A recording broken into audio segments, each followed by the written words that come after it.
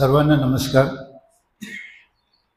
सुरुवातीला मी प्राध्यापक नरहर कुरुंदकर यांच्या स्मृतीस विनम्र अभिवादन करतो।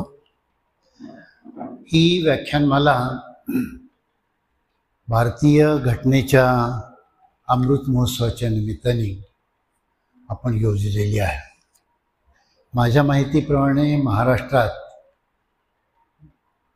भारतीय राज्यघटनेच्या अमृत महोत्सवाचं असं वैचारिक मंथन हे या अर्थाने पहिल्यांदाच होत आहे आणि त्याबद्दल मी प्रगत अध्ययन केंद्राचं आणि खरं म्हणजे नांदेडकरांचं मनापासून अभिनंदन करतो।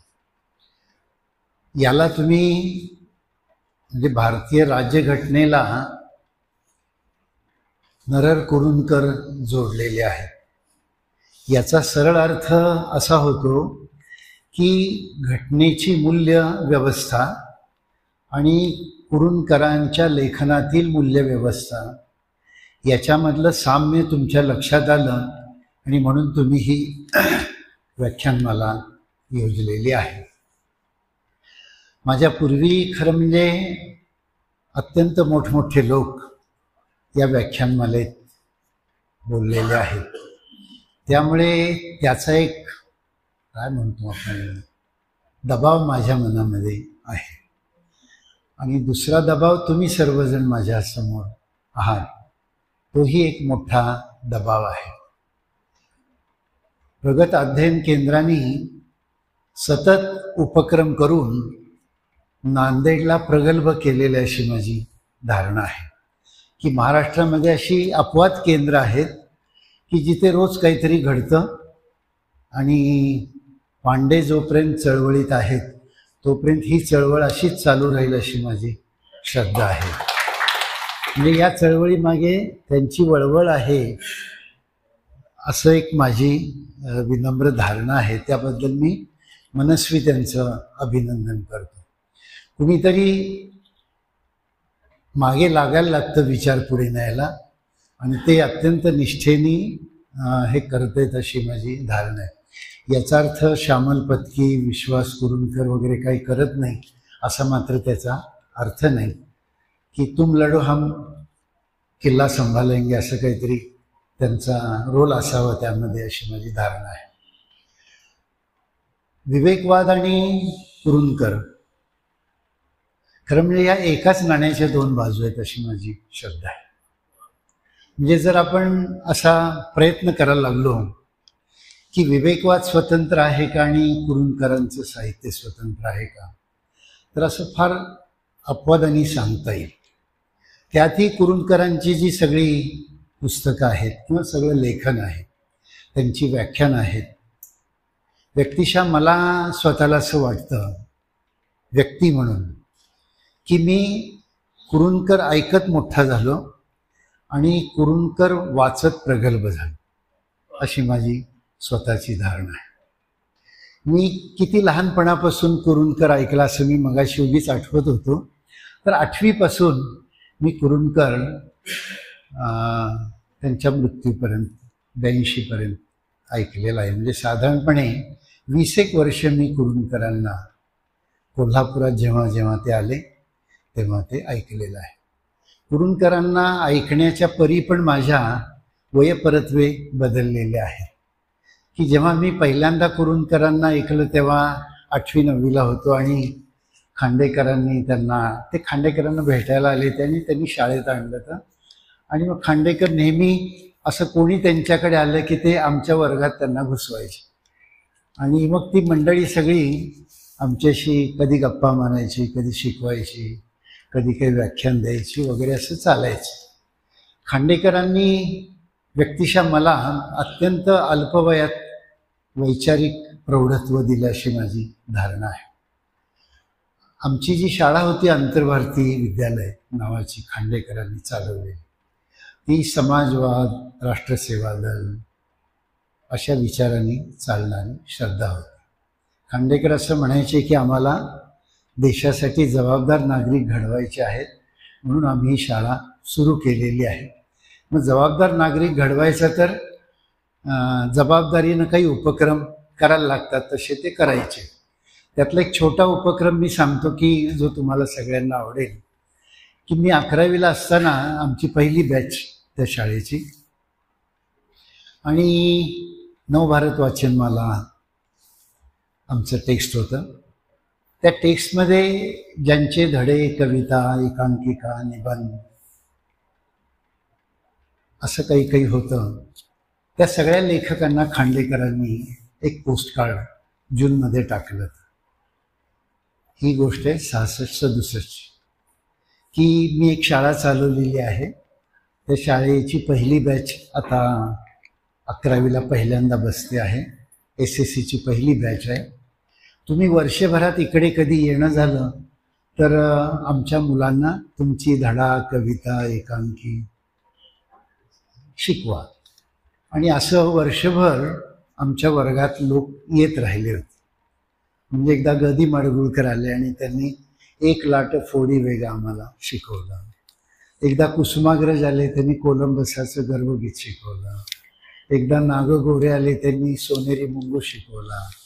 एकदा शांता शेळके आल्या, त्यांनी आहा ते सुंदर दिन हरपले शिकवलं. आनंद काणेकर आले, त्यांनी 2 टोके शिकवलं. असं भरपूर वर्षभर लोक मला शिकवत राहिले. आणि खरंच तुम्हाला ऐकताना हेवा वाटतो याची मला कल्पना आहे. तर ते एक मोठं संचित विद्यार्थी घडत असताना शिक्षकांनी किती जाणीवपूर्वक प्रयत्न केला पाहिजे त्याचं उदाहरण म्हणजे खांडेकर. आणि त्याची समाप्ती खांडेकरांनी स्वतःचा भुंगा नावाचा निबंध शिकवून केलेली होती. आणि निरोप समारंभाला खांडेकरांनी व्याख्यान नाही दिलं, भुंगा शिकवला, आईस्क्रीम खायला दिलं स्वतः तयार करून आणि आमचा निरोप समारंभ झाला. पण त्यावेळी खांडेकरांनी 2 गोष्टी केलेल्या मला आठवतात. शाळा जेव्हा सुरुवातीला सुरू झाली तेव्हा खांडेकरांनी एक पत्रकार परिषद घेतली. तेव्हा ते असं म्हटले ते की कोल्हापुरात 52-51 शाळा असताना मी 52वी का सुरू केली, तर मला जबाबदार नागरिक घडवायचे आहेत. आणि निरोप समारंभाला परत पत्रकार परिषद घेतली आणि परत त्यांनी सांगितलं की 4 वर्ष या मुलांना मी जबाबदार नागरिक घडवण्याचं काम केलेलं आहे, याचा मला आनंद होतो. हे सगळं ऐकून पत्रकार गप्प बसतील तर ते पत्रकार कसले. ते भाऊंना म्हणले की ते सगळं ऐकलं होतं तुमचं आम्ही, पण शाळेचा निकाल किती टक्के लागणार ते सांगा. खांडेकर एक क्षणाची उसंत न घेता त्या पत्रकारांना जे तडफेनं उत्तर दिलं ते माझ्या मात्र चांगलं लक्षात आहे. ते त्या पत्रकार बंधूंना असं म्हटले की शाळेचा निकाल किती टक्के लागेल हे सांगायला मी काही ज्योतिषी नाही, हे काही सांगायला मी ज्योतिषी नाही, पण मी तुम्हाला हे सांगतो की या मुलांचा जितके टक्के निकाल कमी लागेल तितक्या टक्क्याचा माणूस त्यांच्यामध्ये असेल. मला असं वाटतं की कुरूंदकरांच्या साहित्याचा विचार कसा केला पाहिजे, तर कुरूंदकर वाचून जो माणूस झाला नाही त्याचं वाचन म्हणजे सत्यनारायणची पोथी. की वाचून तो विचार करत नसेल तर कुरूंदकर वाचण्याला फारसा काही अर्थ नाही. आणि विशेषतः विवेकवादासारखा विचार कुरूंदकर जेव्हा आपल्या समग्र साहित्यातून मांडतात. अभयारण्यच त्यांचं एक पुस्तक आहे ना. मला वाटतं की ते पुस्तक इतर कोणत्याही पुस्तकापेक्षा विवेकवादाच्या कसोटीवरचं अत्यंत आदर्श असं पुस्तक आहे. म्हणजे केव्हा तरी अभयारण्य आणि विवेकवाद असं स्वतंत्र व्याख्यान पांडेंना भविष्य काळात कुणाचं तरी ठेवता येईल. कुरूंदकरांनी आपल्या सगळ्या साहित्यामध्ये खरं म्हणजे घटनेची जी मूळ तत्व आहे, स्वातंत्र्य, समता, बंधुता, धर्म, निरपेक्षता आणि समाजवाद, पूर्वी पंचशील होती ती 6 तत्व पुढे झाली. आणि 6च्या 6 तत्व ते कोळून पिलेले आहेत असं मला सतत जाणवतं.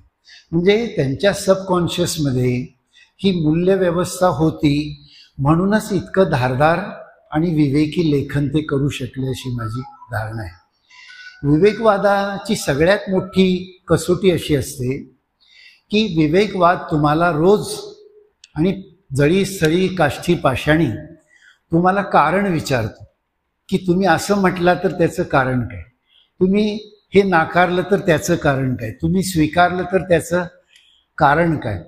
कारण मीमांसेच्या कसोटीवर विवेकवाद उभा आहे.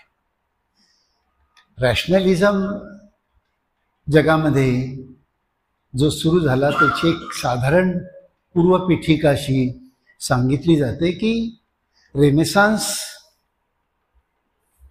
यशस्वी झालं आणि लोकांना विवेकवादाचं महत्त्व कळालं.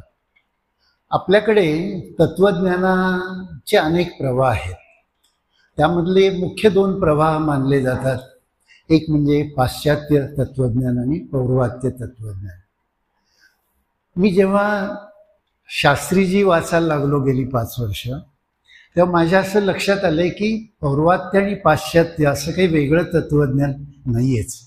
खरं म्हणजे ते आपण संदर्भाने आपापल्या तपशिलाने ते मांडत राहतो. मुळात सर्व तत्त्वज्ञान एकच आहे, फक्त त्याची इक्वेशन्स, त्याची सूत्र बदलत राहतात.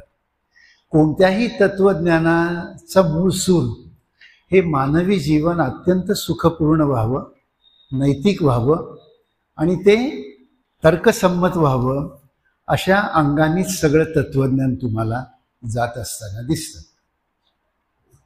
कुरूंकर स्वतःला जडवादी मानायचे. तर्कतीर्थांनी जडवाद अर्थात अनिश्वरवाद असा एक प्रबंध लिहिलेला आहे. तर्कतीर्थांनी आणखीन आनंद मीमांसा नावाचा एक प्रबंध लिहिलेला आहे. कुरूंकरांनी जे काही लेखन केलं त्या सगळ्या लेखनाचा मी काही आढावा घेणार. मी 4-5 उदाहरणं निरूपणासाठी असं म्हणून आपण घेतलेली आहेत आणि त्या एक 4-5 उदाहरणांच्या आधारे मी विवेकवाद सांगणार आहे. कारण समग्र सांगणं 1-1.5 तासाच्या व्याख्यानामध्ये खरोखर शक्य नाही अशी माझी धारणा आहे. विवेकवाद हा जो विचार आहे, लोक असं मानतात की विवेकवाद हा विचार नसून ती एक जीवन पद्धती आहे. जीवन पद्धती अशा अंगाने की विवेकवाद सांगायचा नसतो, तो आचरायचा असतो. म्हणजे नेहमी मला गांधींच्या बद्दल असं वाटतं की या गांधींचं काय करायचं असा एक यक्ष प्रश्न प्रत्येकाला पडतो गांधी वाचल्यानंतर. या गांधींचं काय करायचं अशा नावाचं एक नाटक पण अलीकडे माझ्या मित्रांनी लिहिलेलं आहे. आणि त्या नाटकाच्या पहिल्या प्रवेशाला तो मित्र मला असं म्हटलं की तुम्ही याच्यावर बोला. म्हटलं ह्याच्यावर बोलण्यासारखं काहीच नाहीये. या गांधींचं काय करायचं याचं एका वाक्यात उत्तर आहे, आचरण करायचं. बाकी काहीच करायचं नाही गांधींचं. गांधींचं आचरण जर तुम्ही करू शकला नाही तर ते व्यर्थ आहे अशी माझी धारणा आहे. गांधी विचार हा वाचायचा विचार नसून आचरायचा विचार आहे अशी माझी धारणा आहे. आणि खरं म्हणजे मोर ऑर लेस सगळ्याच तत्त्वज्ञानाबद्दल ते सांगता येईल की कोणतंही व्यापक मनुष्यहितैषी तत्त्वज्ञान ही आचरणाचीच कसोटी अशी माझी धारणा आहे. कुरूंकरांनी ज्या विवेकवादाची कास धरली असं सांगतात की ते जडवादी होते. मी स्वतः मात्र साशंक आहे. मगाशी मी विठ्ठलराव कुठे बसले, डॉक्टर विठ्ठल दहीफळेंशी मी बोलत होतो अनौपचारिकरित्या. हो दिसले ना, बघितलं की सकाळचा शर्ट आहे अजून अंगात.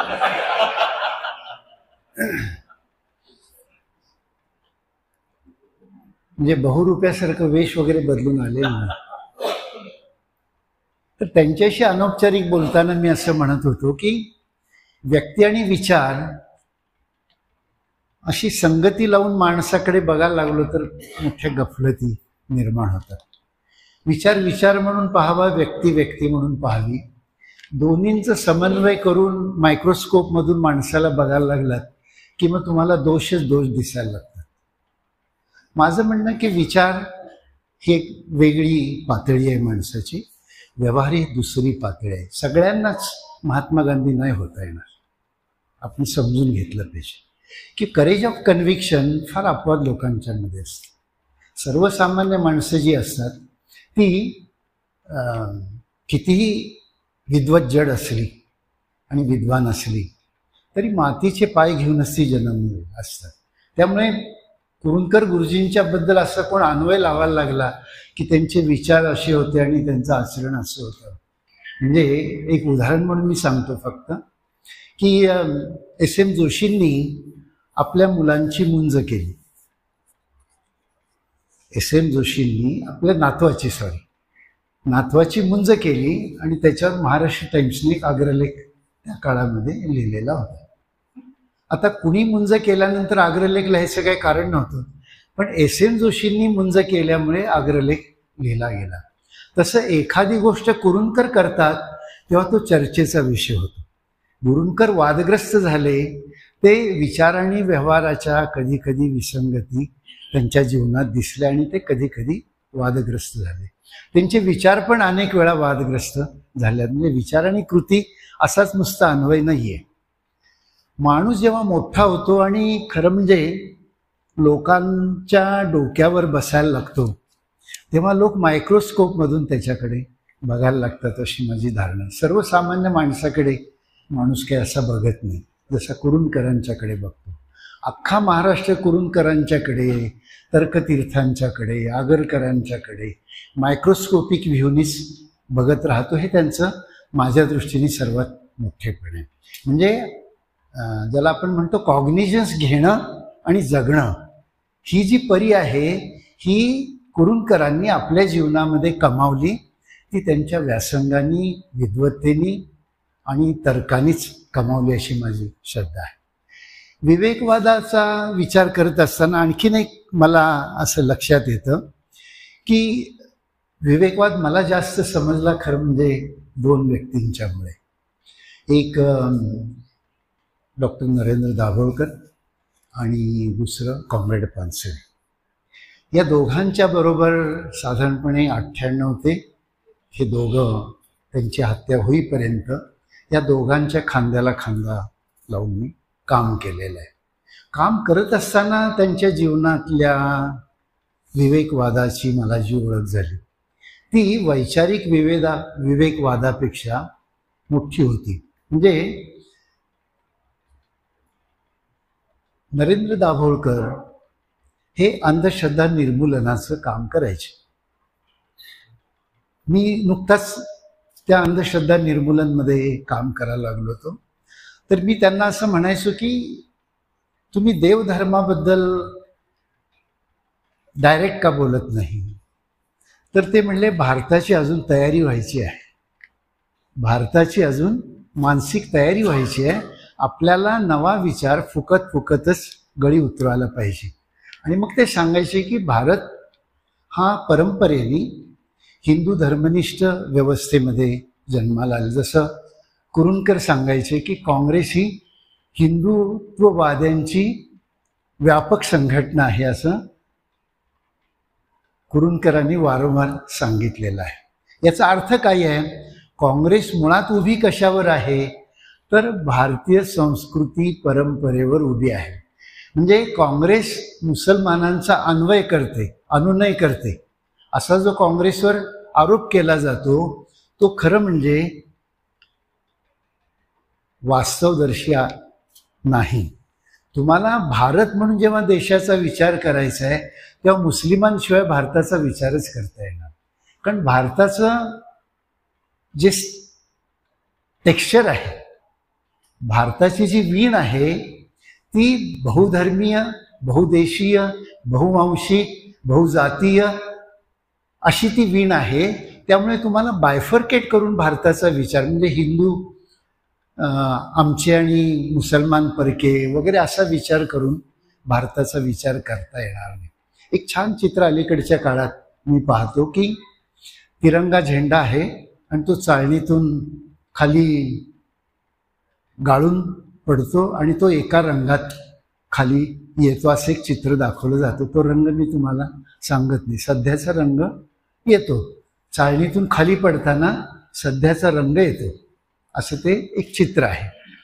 असं भारतात कधी एक रंगाने तुम्हाला भारत रंगवता येणार नाही, कारण भारताचं मूळ टेक्स्चर जे आहे, वीण जी आहे भारताची, मानवी वीण, ही बहुधर्मीय, बहुजातीय, बहुजिन्सी भारत आहे.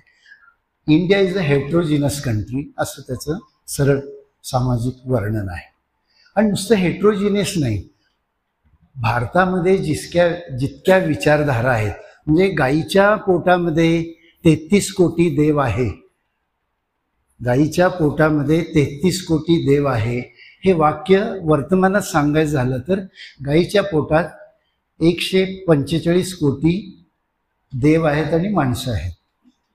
33 कोटी जेव्हा माणसाची संख्या होती भारताची, तेव्हा ते वाक्य आलेलं आहे. आता ते दुरुस्त करून 145 कोटी करायला लागेल. म्हणजे ते वर्णन दुसरं कुणाचं नसून ते आपल्या देशाचंच वर्णन आहे, असं तुमच्या हळूहळू लक्षात यायला लागेल. कुरूंकरांना या सगळ्या टेक्स्चरची जाण. कुरूंकर जेव्हा जेव्हा लिहायचे तेव्हा त्यांना हे माहीत होतं की भारतीय समाजाची रचना काय आहे आणि या भारतीय वर्तमान समाज रचनेला मला कुठे न्यायचं आहे, त्याला कोणती दिशा द्यायची आहे, त्याला कोणते संस्कार द्यायचे आहेत, त्याला विवेकवादी बनवायचं, त्याला जडवादी बनवायचं आहे, त्याला समाजवादी बनवायचं आहे, अशी पक्की धारणा असल्यामुळे ते आपलं प्रत्येक लेखन या कसोट्यांच्यावर करत गेलेले आहेत. म्हणजे त्यांचं ॲनालिसिस जर तुम्ही करायला लागाल तर त्यांचा विचाराचा पाया मजबूत होता आणि त्या विचाराच्या पायावर ते आपल्या सगळ्या लेखन विचाराची मांडणी करत होते. त्यामुळे कोणतंही लेखन कुरूंकरांचं काढा, ते तुम्हाला विवेकवादाच्या कसोटीवरच ते शैलीच्या अंगाने, विश्लेषणाच्या अंगाने, आशयाच्या अंगाने, विषयाच्या अंगाने आणि मूल्यांच्या अंगाने पण ते त्याच बाजूने देतं. नरहर कुरूंकर असं सांगायचे की ज्याला कारण देता येत नाही असा कोणताही विचार मला मान्य नाही. दाभोळकर पण ते सांगायचे, पानसरे पण तेच सांगायचे की ज्या गोष्टीला कारण देता येत नाही ते मला मान्य नाही, असं अगदी विवेकवादाचे सूत्र म्हणून ते नेहमी सांगायचे. अशा या विवेकवादाची परिमाणं काय आहेत, तर त्यातली एक कसोटी बुद्धिप्रामाण्यवाद. आपल्याकडे भारतामध्ये दोन विचारधारा दिसतात, एक शब्द प्रामाण्य आणि दुसरं बुद्धिप्रामाण्य. बुद्धिप्रामाण्य ही रेनेसान्स नंतर निर्माण झालेली गोष्ट आहे. रेनेसान्स पूर्वी म्हणजे मध्ययुगापूर्वीचा भारत जो आहे हा शब्द प्रमाण भारत होता. म्हणजे तर्कतीर्थांनी जे जे लिहिलंय पहा की कुरूंकरांनीच कुरूंकर आणि यशवंत मनोहर ही दोन माणसं मला अशी दिसतात की त्यांनी तर्कतीर्थांच्या बद्दल छान दोन विधानं केलेले. कुरूंकरांनी असं विधान केलंय की मी तर्कतीर्थांची हिंदू धर्माची समीक्षा वाचली, स्नान राहिले, संध्या गेली.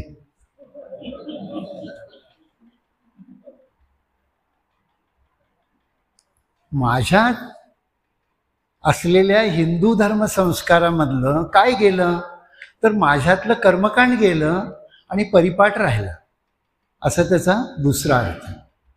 यशवंत मनोहरांनी असं लिहिलंय की हिंदू धर्माची समीक्षा मी वाचली आणि मी वैज्ञानिक दृष्टीचा झालो. आता तुमच्या असं लक्षात येईल की हिंदू धर्माची समीक्षा, मी ही चर्चा का करायला लागलोय, तर तो मनुस्मृतीचा पूर्वार्ध असं समजा. म्हणजे आपल्याला पुढे ज्याच्यावर बोलायचं आहे हे समजून घेतल्याशिवाय तुम्हाला मनुस्मृतीमध्ये तर्कतीर्थाशी का लिहितात हे कळणार नाही. तुम्हाला माहित आहे की कुरूंकरांची जी अनेक वादग्रस्त पुस्तकं आहेत, लेखन आहे, त्यामध्ये मनुस्मृती हे एक माइलस्टोन लिटरेचर म्हणून मानलं जातं. आणि दुसरं, विवेकवादाच्या कसोटीवर जर खरी परीक्षा करायची झाली तर ती मनुस्मृती काही विचारचीच करायला लागली. प्राईम कॉन्ट्रीब्युशन असं म्हणून, जसं मी मगाशी पुस्तकाचं सांगितलं. कुरूंकर असं मानायचे हिंदू धर्माच्या संदर्भामध्ये की हिंदू धर्म हा शब्द प्रामाण्यवादी होता प्रारंभीपासून आणि आजही आहे तो. हिंदू धर्मामध्ये फारशा सुधारणा भारताने स्वीकारलेल्या नाहीत. खरं म्हणजे धर्म नावाची जी गोष्ट आहे ती सुधारणा स्वीकारतच नसते. सनातनत्व हेच त्यांचं बलस्थान असतं असं तुमच्या लक्षात येईल. म्हणजे तर्कतीर्थ असं म्हटले ते की धर्म नाही असा एकही मानवी समाज पृथ्वी तलावर नाही. धर्म नाही असा एकही मानवी समाज पृथ्वी तलावर नाही. म्हणजे धर्म ही मानवी समाजाला जगण्याला असलेली अत्यंत आवश्यक गोष्ट आहे. तुम्ही कितीही नाकारत राहिलात तरी धर्मवजा देश, धर्मवजा मानव समाज असं चित्र इतिहासात पण दिसणार नाही आणि if I am not wrong भविष्यात पण दिसणार. मग मुद्दा काय येतो कुरूंकरांच्या कसोटीवर की त्यातलं कर्मकांड काढून आपल्याला ते अधिक मानवी कसं करता येईल, तो धर्म मानवी कसा करता येईल एवढंच आपल्या हातात आहे. ज्या ज्या प्रागतिक लोकांनी धर्म सुधारणा केल्या, मग ते आगरकर असो, आणखीन सगळे समान, महात्मा फुले असो, डॉक्टर बाबासाहेब आंबेडकर असो, अगदी जैन धर्माचे संस्थापक असो, बौद्ध धर्माचे संस्थापक असो, सर्वांनी धर्म सुधारणेचं जे काम केलं ते दुसरं तिसरं काही नसून एका अर्थाने कर्मकांडातून मुक्तीचा केलेला छोटा मोठा प्रयत्न आहे. पण तो प्रयत्न कधीच यशस्वी झालेला नाही. म्हणजे येशू ख्रिस्त हा काय प्रेषित नव्हता, तो धर्मसंस्थापक होता. धर्मामध्ये आणखीन असं दिसतं तुम्हाला की हिंदू धर्माला धर्म म्हणायचं की नाही याच्याबद्दल फार मोठे वाद जगामध्ये आहे. आणि मग त्याच्या कसोट्या लोक असं सांगतात, जेव्हा हिंदू धर्माबद्दल तो धर्म आहे की नाही अशी चर्चा सुरू होते तेव्हा जगातल्या धर्मांच्या काही कसोट्या लोक सांगायला लागतात की जगामध्ये जे जे धर्म आहेत त्यांचं वैशिष्ट्य काय आहे धर्मांचं. तर धर्माला एक संस्थापक असतो. या कसोटीवर आपल्याला हिंदू धर्माचा संस्थापक सांगतो. धर्माला एक आराध्य असतो. या कसोटीवर पण हिंदू धर्माला आराध्य सांगता येत नाही. धर्माला धर्मग्रंथ एकच एक धर्मग्रंथ असतो. हिंदू धर्माला एकच एक धर्मग्रंथ सांगता येत नाही. मग हिंदू धर्म आहे का हिंदू संस्कृती आहे असा पुढचा मुद्दा येतो. म्हणून तर्कतीर्थांनी पुढे वैदिक संस्कृतीचा इतिहास लिहिला. म्हणजे हिंदू धर्माची समीक्षा पूर्ण झाल्यानंतर ते संस्कृतीचा विचार करतात. म्हणजे धर्म आणि संस्कृती ह्या दोन गोष्टी जगभर मानवी समाजाची अभिन्न अंग आहेत असं आपल्या हळूहळू लक्षात आलं. कुरूंकरांचं समग्र लेखन हे काही नसून धर्म आणि संस्कृतीची चिकित्साच आहे, वेगवेगळ्या अंगांनी केली. मग कधी राजकारणाच्या अंगाने असू दे, कधी धर्मकारणाच्या, कधी समाजकारणाच्या अंगाने असो, कधी तत्वज्ञानाच्या अंगाने असो, कधी लोकशाहीच्या अंगाने असू दे, कधी फॅसिझमच्या अंगाने असू दे. ही सगळी चिकित्सा कुरूंकर याच कसोटीवर हळूहळू करत राहताना दिसतात. कुरूंकरांचं एक जे पुस्तक आहे मनुस्मृती काही विचार नावाचं, हे कुरूंकरांनी कुरूंदकरांच्या पश्चात मला वाटतं प्रकाशित झालं, if I am not wrong. म्हणजे त्यांच्या हयातीत ते लिहिलं गेलं, पण प्रकाशित नंतर झालं. ते लिहिण्याची प्रेरणा स्थूल रूपाने माझ्या मनात अशी आहे की मनुस्मृती दहन हे त्याचं कारण असावं अशी माझी सबकॉन्शियसमध्ये वाचल्यानंतर लक्षात येणार आहे, ज्याला मी इन्फ्रन्स काढणे म्हणतो, की तर्काने निष्कर्ष काढणे. पुस्तक वाचत असताना वाचक म्हणून माझ्या लक्षात आलेली गोष्ट आहे की दहनानंतर लिहिलेलं ते पुस्तक आहे. डॉक्टर बाबासाहेब आंबेडकरांनी, म्हणजे कुरूंदकरांनीच असं लिहून ठेवलंय की डॉक्टर बाबासाहेब आंबेडकरांनी मनुस्मृतीचं दहन केलं, ते प्रतिकात्मक आहे, ते काही त्या ग्रंथाचं दहन नव्हे. म्हणजे तो ग्रंथ पूर्णपणे जाळण्यायोग्य होता अशी धारणा स्वतः आंबेडकरांची पण नव्हती. त्याचं आणखीन एक उदाहरण मी तुम्हाला असं सांगेन की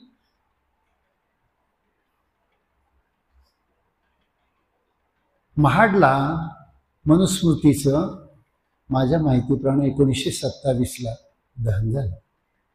तेव्हा तर्कतीर्थ त्याला उपस्थित होते. दहन झालं तेव्हा तर्कतीर्थ उपस्थित होते. तर्कतीर्थांनीच एक आठवण लिहून ठेवली की मनुस्मृतीचं दहन झाल्यानंतर मी त्याची राख, जाळलेल्या मनुस्मृतीची राख एका कागदाच्या पुडीत बांधून माझ्या खिशात ठेवली. आणि नंतर डॉक्टर बाबासाहेब आंबेडकर यांची वेळ घेऊन ती पुडी घेऊन ते त्यांना भेटायला गेले. त्यांच्या पुढे पुडी उघडली त्यांनी आणि ते म्हणले, आधी ही राख तुम्ही जाळलेल्या मनुस्मृतीची आधी मी माझ्या कपाळाला लावतो आणि तुमची परवानगी असेल तर तुमच्याही कपाळाला लावतो. आणि त्यांनी ती त्यांच्या कपाळाला लावली. असं मी का करतो असं तर्कतीर्थांनी त्यांना सांगितलं. तर ते म्हणले की कोणताही ग्रंथ जाळला तरी तो जळत नसतो, तो प्रतिकात्मकच जळत असतो. विचार कधीही जळत नसतो. कागद जळतो, विचार कधी जळत नाही.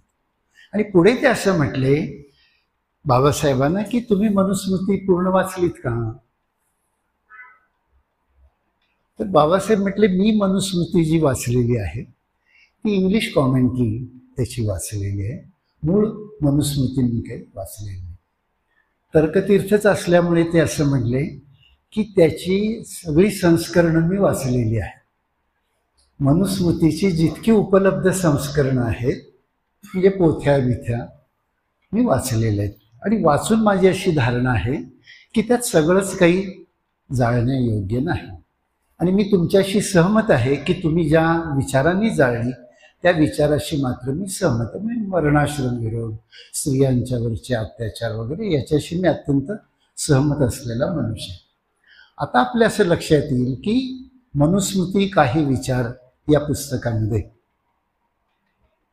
गुरुजी काय सांगतायत आपल्याला? तर गुरुजी परत हेच सांगतात की सगळंच काही त्यात अग्राह्य नव्हतं, काही ग्राह्य आहे, काही अग्राह्य आहे. अग्राह्य आहे त्याचा विरोध आहे आणि ग्राह्य आहे ते चालतच राहतं. म्हणजे जाळली म्हणून तो काही व्यवहार थांबलेला नाही, नाहीतर आजपर्यंत हिंदू धर्म जिवंतच राहिला नसता. मनुस्मृती दहनानंतर देखील हिंदू धर्म जेव्हा जिवंत आहे तेव्हा ती एक सतत चालणारी प्रक्रिया असं तुमच्या लक्षात येईल. मनुस्मृतीला विरोध कोण करतात असं जर आपण विचार करायला लागलो तर त्याचं स्वच्छ कारण असं आहे की जे विवेकवादी लोक आहेत, जे बुद्धिप्रामाण्यवादी लोक आहेत, ते त्याचा विरोध करतात. आणि त्या विरोधाचं एकमेव कारण मगाशी सांगितल्याप्रमाणे की मानवीय शोषणाचा विरोध झाला पाहिजे या हेतूने सर्वजण त्यातील काही आक्षेपार्ह बाबींचा विरोध करतात. आणि ते सर्व मान्य आहे. म्हणजे विरोध करणाऱ्यांना पण मान्य, म्हणजे प्रतिगाम्यांना पण मान्य आणि पुरोगाम्यांना पण मान्य. मुद्दा असा आहे की प्रतिगामी त्याचा प्रतिवाद करत नाही, पुरोगामी सतत प्रतिवाद करत राहतात. एवढाच आपला लोकव्यवहार वर्तमानामध्ये दिसतो. कुरूंदकरांनी मनुस्मृतीच्या इतकाच विचार एका लेखातून ओशोंच्या संभोगातून समाधीकडे या पुस्तकाबद्दल केलेलं आहे. जी वादग्रस्त पुस्तकं असतात ती आपण फार कमी वाचतो, त्याच्या समीक्षा जास्त वाचतो. म्हणजे मनुस्मृती किती जणांनी वाचली असं जर मी विचारलं इथे तर फार कमी हात वर होतील, पण मनुस्मृतीवर किती वाचलं तर सगळे हात वर होते. संभोगातून समाधीचं पण तसंच आहे की मूळ संभोगातून समाधी किती जणांनी वाचली असं जर विचाराल तर ती फार कमी लोकांनी वाचलेली आहे. विद्वज्जड पुस्तकं माणसं अपवादाने वाचतात. कुरुंकर पण अपवादाने वाचला जातो, तर्कतीर्थ पण अपवादाने वाचले जातात, आगरकर तर अत्यंत अपवादाने वाचले जातात. आणि म्हणून तर्कतीर्थांनी लिहून ठेवलंय की नाहीतरी महाराष्ट्राला वैचारिकाचे वावडे आहेच, नाहीतरी महाराष्ट्राला वैचारिकाचे वावडे आहेच. म्हणजे आपण ललित साहित्य जितक्या प्रेमाने वाचतो तितकं काही वैचारिक, म्हणजे झोप यायची असेल तर मग निबंध वाचा आम्ही लहानपणी केव्हा तरी सांगायचो अभ्यास करताना की झोप यायची आहे तर मग निबंधाचं पुस्तक घ्यावं म्हणजे लवकर झोप लागते. हिप्नॉटिझम आणि कॅमोफ्लाइज ह्या दोन स्वतंत्र गोष्टी आहेत. हिप्नोटाईज करणारी जी पुस्तकं असतात त्यामध्ये माझ्या दृष्टीने संभोगातून समाधी हे पुस्तक आहे. यामधले जे दोन शब्द आहेत संभोग आणि समाधी, हे त्यातला पहिला शब्द आधी आपण पाहू की गुरुजींनी असं सांगितलंय की संभोगाबद्दल मी प्रतिगामी आहे. वाक्य काय आहे? संभोगाबद्दल मी प्रतिगामी आहे. म्हणजे काय तर माझ्या पूर्ण आयुष्यामध्ये मी एकच एक स्त्रीशी संभोग केलेला आहे.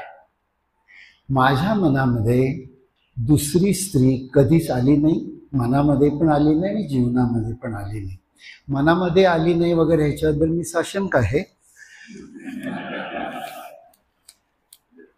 Being a human, I am human. त्यामुळे मला जर तुम्ही विचाराल की तुमच्यात राम आहे का कृष्ण आहे तर मी स्वच्छ सांगेन माझ्यात कृष्ण आहे, माझ्यात काय राम नाही. आणि मुळात जैविक जीव, कोणताही जैविक जीव असा जेव्हा आपण विचार करायला लागतो तेव्हा जीवशास्त्र असं सांगतं की कोणीही एक जीव उपजत एकनिष्ठ संभोगी नसतो. कोणीही एक जीव उपजत प्रवृत्ती म्हणून एकनिष्ठ संभोगी नसतो. मग एकनिष्ठता आली कुठून आपल्यामध्ये संभोगाला जोडून? तर ती आली मित्रांनो, आपण जसे जसे विकसित होत गेलो, नैतिकता आपल्या जीवनामध्ये आली, समाजशीलता आली, सामाजिक बंधनं आली आणि ती आपण समाजाच्या व्यापक हितासाठी स्वीकारलेली गोष्ट आहे. ती आशिया खंडात जास्त आहे, युरोपमध्ये ती केव्हा ढिली झालेली आहे. म्हणजे नव्हतीच मुळात, पण ती आता आणखीन ढिली झालेली आहे. म्हणजे युरोपमधली माणसं भारतात जसं स्वतःला कृष्ण म्हणून घेणं अवघड, राम म्हणून घेणं सोपं. म्हणजे तो सभ्य आहे असं उगीच वाटायला लागतं आपल्याला, म्हणून घेतलं म्हणून. प्रत्यक्षात तो असतोच असं नाही. कुरुंकरांनी असं सांगितलंय की संभोगाच्या बद्दल मी प्रतिगामी आहे. आणि मी प्रतिगामी असल्यामुळे मला ओशोंची संभोगाबद्दलची भूमिका अमान्य आहे. ती भूमिका काय होती तर दुसरा पार्ट त्या पुस्तकाचा समाधी आहे. समाधी याचा अर्थ ती एक आध्यात्मिक अवस्था आहे. समाधी कुणाची लागते? तर जो दिव्य शक्ती धारण करतो, जो शून्यात जाऊ शकतो, जो परिसर विसरतो आणि स्वतः सुपरह्युमन आहे असं ज्याला वाटायला लागतं त्याची समाधी लागते. आपण झोपतो म्हणजे समाधीच असते की रोज? झोपणंही क्षणिक समाधीच आहे असं मानसशास्त्र सांगतं. म्हणजे जगामध्ये अनेक एन्सायक्लोपीडियाज आहेत. त्यातला एक एन्सायक्लोपीडिया मी तुम्हाला सांगतो की जो तुम्ही कुणीच पाहिला नसेल, पण मी पाहिलेला आहे. Encyclopedia of ignorance. Encyclopedia of ignorance, अज्ञाताचा शब्दकोश, अज्ञाताचा ज्ञानकोश, की माणसाला काय काय माहीत नाहीये.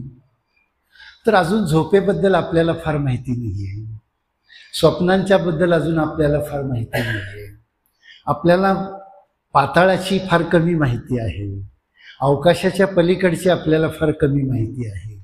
आणि एन्सायक्लोपीडिया ऑफ इग्नोरन्स आपल्याला असं सांगतो की ज्ञात विश्व वास्तव विश्वापेक्षा अत्यंत छोटं आहे.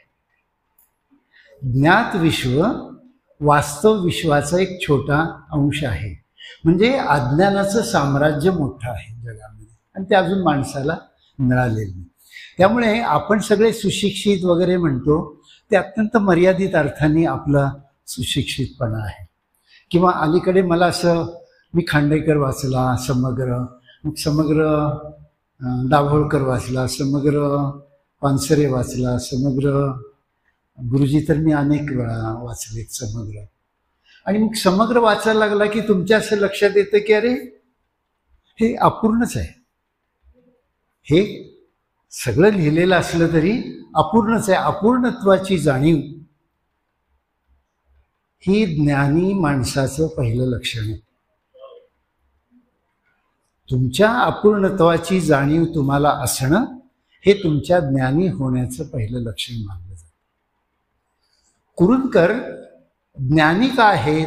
तर त्यांना त्यांच्या मर्यादांची जाणीव आहे. ते ओशोवर, म्हणजे त्या संभोगातून समाधी नावाचा जो यात्रीमधला त्यांचा लेख आहे, त्या लेखामध्ये ते असं म्हणतात की ओशोंना लोक भगवान मानतात, मला त्यांना भगवान हा शब्द जोडता येत नाही माझ्या विवेकाच्या कसोटीवर. भगवान कोण? जो मनुष्य नाही तो. मनुष्य भगवान कसा असतो? नावाचा असू शकतो, नावाचा असू शकतो, भगवंतराव देशमुख वगैरे. नावाचं भगवान असणं आणि उपाधी म्हणून भगवान स्वीकारणं. ओशो तुम्हाला माहीत असतील की ते ज्या काळामध्ये महाविद्यालयामध्ये होते त्यांचं पूर्वचरित्र काही लोकांनी ते भगवान होण्यापूर्वी लिहून ठेवलेलं आहे. ते तुम्ही केव्हा तरी वाचा. मातीच्या पायांचं चरित्र आहे. आपलं चरित्र असतं तसं त्यांचं पण चरित्र आहे. आपलं कोणी खरं चरित्र लिहिलं तर ते तसंच असेल. आपण ते आपलं आत्मकथन म्हणून असं लिहित नाही कधी. कोणीही आत्मकथन मातीच्या पायाने लिहित नाही. ते खरं म्हणजे डाव्या हातानेच लिहितात, उजव्या हाताने कधीच लिहित नाहीत अशी धारणा आहे. गुरुजी असं म्हणतात की संभोग आणि समाधी, थ्योरी काय आहे संभोग आणि समाधीमध्ये? की संभोगातून समाधी अवस्था प्राप्त होते. संभोगातून समाधी अवस्था प्राप्त होते. संभोग हा भारतीय तत्वज्ञानामध्ये काम ही वासना आहे असं सांगितलं गेलेलं आहे. वासना शब्दाचा खरा अर्थ इच्छा, पण वासनेला पण निगेटिव्ह मिनिंग देऊन टाकलेलं आहे. म्हणजे भूक आणि काम भूक आणि काम या माणसाच्या सहजात वृत्ती आहेत. तुम्हाला भूक जितकी सहज लागते तितकी कामेच्छा पण सहज होते. म्हणून ब्रह्मचर्य ही गोष्ट अत्यंत कृत्रिम गोष्ट आणि ती निसर्गविरुद्ध असलेली गोष्ट आहे असं तुमच्या हळूहळू लक्षात येईल. की तुम्ही माणसाचा जीव म्हणून अभ्यास करायला लागाल किंवा जैविक तत्वाने अभ्यास करायला लागाल तर तुमच्या असं लक्षात येईल की आपण जसे जसे विकसित झालो तसे तसे आपण कृत्रिम होत गेलो आणि खरं म्हणजे दुय्यम होत गेलो. आपलं खरं रूप आपण मारू नाही शकलो. म्हणजे एक छोटी गोष्ट मी तुम्हाला सांगतो. आपली नखं वाढतात. तुम्ही कधी विचार केलाय का आपली नखं का वाढतात? कुणी विचार केलाय कधी? हिंदीमध्ये आचार्य हजारी प्रसाद द्विवेदींचा फार सुंदर निबंध आहे. केव्हा तरी वाचत हो. ज्यांनी वाचलं नाही त्यांनी वाचावं. ज्यांनी वाचलंय त्यांच्या लक्षात असेल की माणसाची नखं केवळ एवढ्यासाठी वाढतात कारण तो आपल्यातली हिंसा मारू शकला नाही. नख, दात, हात, पाय ही आपली अस्त्र आहेत. आज आंतरराष्ट्रीय महिला दिन आहे याची मला जाणीव आहे. तरी मी तुम्हाला असं सांगतो की बोचकरण्याचं जास्त काम कोण करतं?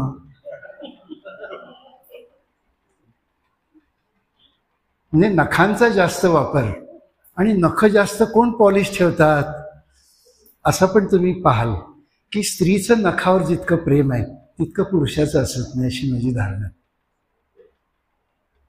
याचा अर्थ असा नाही की त्या हिंस्र असतात. याचा अर्थ असा नाही की त्या हिंस्र असतात. नख हे सिव्हिलाइज सोसायटीमध्ये सौंदर्याचं प्रतीक झालेलं आहे. म्हणून मग नखावर किती पैसे खर्च करतो आपण? नुसत्या नखावर. म्हणजे मी 90 साली पॅरिसला गेलो होतो. 5 मजली दुकान फक्त नखांच्या ॲपॅरेटर्स आणि रंगांचं होतं. 5 मजली दुकान. म्हणजे नखाला आकार देणे, नख वाढवणे, तासणे, रंगवणे, त्याच्या परिनिर्माण करणे वगैरे वगैरे. आचार्य हजारी प्रसाद द्विवेदी असं सांगतात की नख जोपर्यंत वाढत आहेत माणसाची तोपर्यंत माणसाच्या निशस्त्र संधी गैर आहे. म्हणजे अमेरिकेने भारताशी निशस्त्र संधी केली. युक्रेन आणि अमेरिकेमध्ये निशस्त्र संधी झाली. रशिया आणि अमेरिकेमध्ये निशस्त्र संधी झाली. म्हणजे ते निशस्त्र झाले असं नव्हे. शस्त्र असणारी माणसं निशस्त्रांच्या गप्पा करतात. शस्त्र ज्यांच्याकडे नसतात ते कसल्याच गप्पा करत नाही. आपण बार्गेनिंगच करतो ना भारत सगळ्यांशी. आपण कुठे असं इम्पोज करतो युक्रेनसारखं. Ukraine has a power, certain power of community. आपल्याकडे ती पॉवरच नाही. त्यामुळे आपले पंतप्रधान ट्रम्पशी असे भांडणार नाहीत कधी तुमच्या लक्षात जसे युक्रेनचा पंतप्रधान भांडतो. त्याचं कारण असं की मागे शस्त्रशक्ती त्यांच्या मागे आहे. युरोपची सगळी शस्त्रशक्ती त्यांच्यामध्ये आहे. कामवासनेमध्ये जेवढी शक्ती असते तेवढी कोणत्याही हिंसेमध्ये असते. सगळ्यात प्रचंड शक्ती, सगळ्यात जास्त हिंसा कामातुरतेने झालेली आहे. जगामध्ये जर तुम्ही खून, बलात्कार वगैरे जर प्रकार पाहिले तर त्याची मूळ धारणा तुम्हाला काम असलेली दिसते. काममुक्त जीव म्हणजे बाबा आमटेंनी एका जीवाचं छान वर्णन केलं. मे फ्लाय नावाचा एक किडा असतो. मे फ्लाय. त्या किड्याचं वैशिष्ट्य असं असतं की तो जन्माला येतो तोच मुळात काम करण्यासाठी, म्हणजे सेक्स करण्यासाठी, संभोग करण्यासाठीच तो किडा जन्माला येतो आणि ज्या क्षणी तो संभोग करतो त्या क्षणी मरतो. मे फ्लाय नावाच्या किड्याचं वैशिष्ट्य असं की तो जन्माला येतो आणि केव्हापर्यंत जगतो? जोपर्यंत संभोग करत नाही तोपर्यंत तो जिवंत असतो. संभोग केला की तो मरतो. माणूस संभोग केला की रक्तबीजासारखा वाढत जातो. म्हणजे त्याची पॉवर व्हायग्रा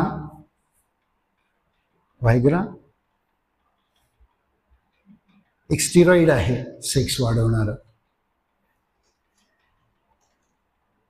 काही लोकांच्या मध्ये ते उपजत असतं, काही लोकांच्या मध्ये कमी असतं. हा भगवान नावाचा मनुष्य संभोगावर का अडून बसलेला आहे? तर त्याची फिलॉसॉफी अशी आहे की संभोग हे सगळ्या दुःखाचं कारण आहे. संभोगाला तुम्ही आनंदमय कराल तर तुम्ही समाधीकडे जाल. ब्रह्मानंदाची टाळी तुम्हाला कामातून मिळते. काम ही गोष्ट सार्वजनिक करण्याची गोष्ट आहे का खाजगी करण्याची गोष्ट आहे? हा परत सापेक्ष विचार आहे. याची सगळी चर्चा त्या निबंधामध्ये विस्ताराने आहे की भारतामध्ये कामाचा फोबिया आहे. काम या व्यवहाराचा आपल्याकडे हिंदू मायथॉलॉजीमध्ये फोबिया आहे. माझे मित्र मला सांगायचे कधीतरी गमतीने की दार झाकून घ्यावंसं वाटतं तोपर्यंतच गंमत असते. दार झाकून घ्यावंसं वाटतं तोपर्यंतच गंमत असते. म्हणजे सेक्सचा आनंद कोणत्यापर्यंत, कोणत्या क्षणापर्यंत? तर जोपर्यंत तुमचा मोनोपॉज येत नाही, तुमचं वीर्यपतन थांबत नाही, तोपर्यंत सेक्सची गंमत आहे. हे जैविक शक्ती तोपर्यंतच तुमच्यामध्ये असते. हा मनुष्य असं सांगतो की काम दुःखाचं कारण आहे आणि ते दुःखाचं कारण दूर करायचं असेल तर त्याचा उपभोग आनंदमय वृत्तीने समाधी अवस्थेपर्यंत जाईपर्यंत करावं. असं सांगणारा हा माणूस त्यांनी पेडर रोडला लता मंगेशकरच्या बहुतेक खाली किंवा वर मजल्यावर एक फ्लॅट घेतलेला होता. ओशोंनी एक फ्लॅट घेतलेला होता आणि त्याचं इंटिरियर डेकोरेशन आचार्य रजनीशांनी मधुशाला, मधुकलश, मधुबाला या हरिवंशराय बच्चन यांच्या 3 कामकाव्यावर इंटिरियर डेकोरेशन केलेलं होतं. त्यांच्यातला काम मेलेला होता का जिवंत होता? म्हणजे जर तुम्ही कोकशास्त्राची सगळी चित्र तुमच्या बेडरूममध्ये काढली तर तुम्ही साधू आहे का संन्यासी? याचं ते उत्तर आहे. पण त्यांची इच्छा अशी होती की हे जे आपण इंटिरियर केले ना ते बच्चनांनी एकदा येऊन बघावं. आपलं इंटिरियर हरिवंशराय बच्चनांनी एकदा बघावं. ते सारखे निरोप पाठवायचे बच्चनांना की या बघा, फार छान केलंय, तुम्हाला आवडेल वगैरे. बच्चनांनी कधी मनावर घेतलं नाही. पण एकदा ते कोरेगाव पार्ककडून जाता जाता एकदम त्यांच्या लक्षात आलं आणि मग त्यांनी निरोप पाठवला की मी निघालेलो आहे, मला तुमचा आश्रम दिसलेला आहे, मी भेटायला आलं तर चालेल का? तर त्यांनी निरोप पाठवला की या. आणि मग ते थोड्या वेळाने भेटायला गेले. ते भेटायला त्यांच्या झोपडीवर, आपल्याकडे कैकाडी महाराजांची पण झोपडी असते, तुकडोजी महाराजांची पण झोपडी असते, रजनीशांची पण झोपडीच होती. मी आणखीन एका साधूंची मार्बलची झोपडी पण पाहिलेली, मी नाव सांगत नाही फक्त. म्हणजे त्यांच्या मार्बलच्या झोपडीमध्ये गवताची झोपडी होती.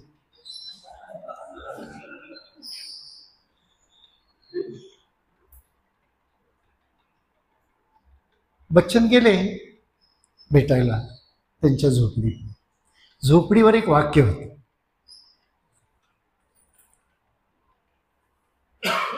Keep your shoes and mind behind. Keep your shoes and mind behind. म्हणजे ओशोंच्या झोपडीत जायचं तर तुम्ही मन मागं टाकलं पाहिजे आणि चपलाही मागे टाकल्या पाहिजे. ती पाटी वाचली आणि बच्चन परत गेले. ते काय झोपडीत गेले नाही.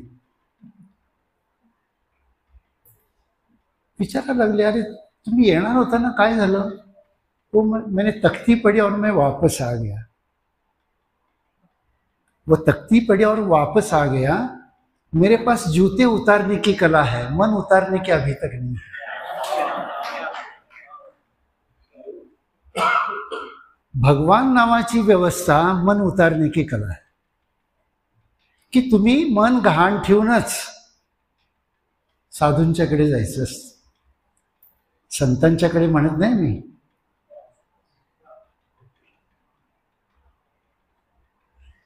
डोळे मिटा, कान बंद करा, हृदय बंद करा, विचार बंद करा, बुद्धी बंद करा आणि मी म्हणतो ते ऐका, मी म्हणतो तसं वागा.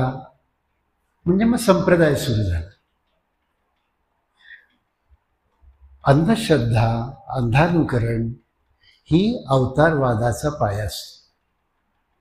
जोपर्यंत या गोष्टी सुरू होत नाहीत तोपर्यंत माणसं जागी असतात.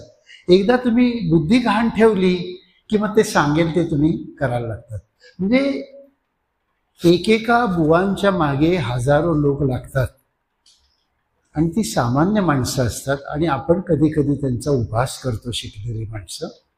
आपण केव्हा तरी असं समजून घेतलं पाहिजे की हजारो लोक एखाद्या बुवा किंवा बहिणजी मागे का लागतात.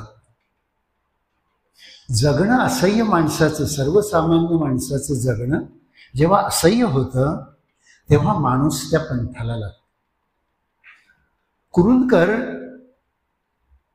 ओशोंचा प्रतिवाद करतात, याचं कारण असं आहे की ते त्या अर्थाने सामान्य नव्हते, ते बुद्धिप्रामाण्यवादी होते आणि त्या प्रत्येक वाक्याचा, विचाराचा ते श्लेष काढायचे, तर्काच्या आधारे ते शोधून पाहायचे. आणि मग त्यांच्या असं लक्षात आलं की संभोगातून समाधीकडे थोतांड आहे.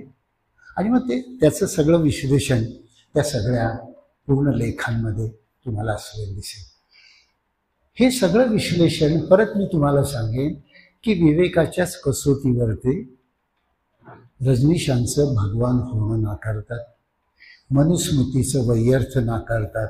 याच्या सगळ्या कसोट्या तुम्हाला विवेक असलेला हळूहळू दिसेल. त्यानंतर आणखीन एक उदाहरण माझ्या पुढे आहे. खरं म्हणजे विस्ताराने बरंच मला बोलता येईल, पण वेळ माझ्याकडे कमी असल्यामुळे मी पुढे जातो थोडं. आणखीन एक त्यांचा लेख आहे, बुवाबाजी आणि समाज. म्हणजे याचाच तो समांतर असा एक विचार आहे. मी फार त्याच्याबद्दल बोलणार नाही, फक्त बुवाबाजी हा जो शब्द आहे, ऐसे कैसे झाले भोंदू नावाचं एक पुस्तक आहे नरेंद्र दाभोळकरांचं. आणि त्या सगळ्या पुस्तकामध्ये त्यांनी बुवाबाजीवर प्रहार केलेला आणि बुवाबाजी कशी व्यर्थ आहे ते सांगितले. गुरुजींनी पण या लेखामध्ये बुवाबाजी हा स्टंट कसा असतो, विशेषतः हा जो त्यांचा बुवाबाजी नावाचा लेख आहे हा सत्य साईबाबाच्या चमत्कारांवर आधारित आहे. मी उदाहरणादाखल जे लेख स्वीकारलेले आहेत ते तुमच्या असं लक्षात येईल की ज्या लेखांच्यामुळे विवेकवाद अधिक लख्ख कळतो असे लेख मी कसोटी म्हणून स्वीकारलेले आहेत. कारण असे एक्स्ट्रीम रायटिंग जोपर्यंत तुम्ही पाहणार नाही तोपर्यंत तुम्हाला विवेकवादाचं महत्त्व कळणार नाही. की आपली सगळ्यात शरणता, भारतीय समाजाची शरणता ती अनेक अंगांनी आहे मित्रांनो. आपण खरं म्हणजे वैश्य धर्मातलं शरण साहित्य आणि आपली शरणता ह्या दोन स्वतंत्र गोष्टी आहेत. त्यांचं शरण साहित्य जे आहे, वचन साहित्य जे आहे, ते बसवण्णांनी विवेकाच्या कसोटीवरच तुम्हाला लिहिलेलं दिसेल. मला अलीकडच्या काळामध्ये मी जेव्हा धर्मांचा अभ्यास कम्पॅरेटिव्हली करायला लागतो तेव्हा मला असं लक्षात येतं की वचन साहित्य हे विवेकवादाकडे जाणारं सगळ्यात जवळचं धार्मिक साहित्य आहे अशी माझी धारणा आहे. विशेषतः त्यांचा अनुभव मंटप नावाचा जो प्रयोग आहे शरण साहित्यातला किंवा वचन साहित्य किंवा वैश्य धर्मातला, वीरशैव धर्मातला, की अनुभव मंटपामध्ये गुरुजी ना जो समाज अपेक्षित होता तसा समाज अनुभव मंडपात असायचा.